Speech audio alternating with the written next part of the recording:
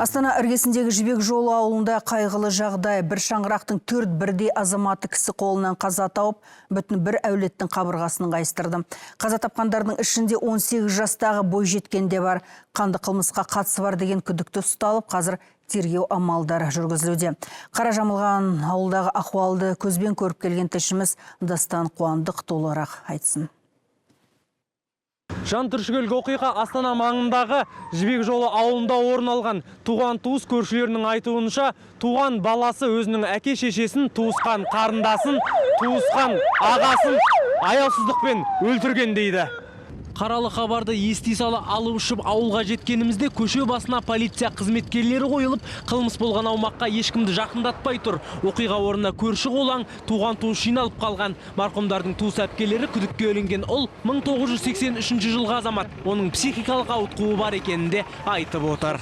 Брат 66 год. Ағам 1966 жылы туған, ал оның ұлы Юра 1983 жылғы. Ол бұрыннан ажырасқан, немересі Настя деген қыз бар, 18 жаста. Медицина колледжінің бірінші курсында оқыған, ол солармен бірге тұрған, демалыс күндері заттарын алып кету үшін келген екен. Ол есепте тұрған. Ағам бізде Новосібірде тұрады. Ол соған қоңырау шалып, шағымданып жүрген. Мен неге маған хабарласпады дедім. Маған айтқанда мен оны бірден тиісті жерге орналастырар едім. 2 жыл бойы ол төсек тартып жатып қалды. 3-ші сыныпта оқып жүргенінде оны ақыл ойы кем деп таныған.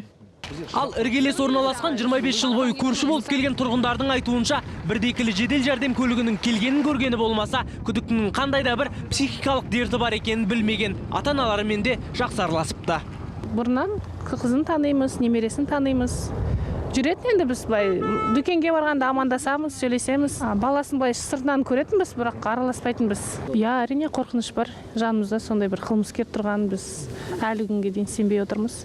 Былай өзімен өзі жүрген ер адам еді. Қанды оқиғаның мән-жайы анықталып, тергеу амалдары жүргізілуде. Оқиға орнына дереу жеткен тәртіп сақшыларының айтары мынау.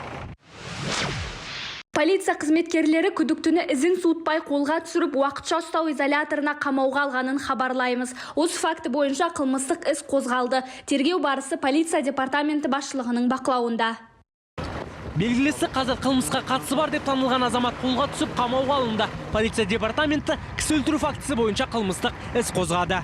Дастан Қуандық, Мерғалиев, КТК, Ақмола облысы.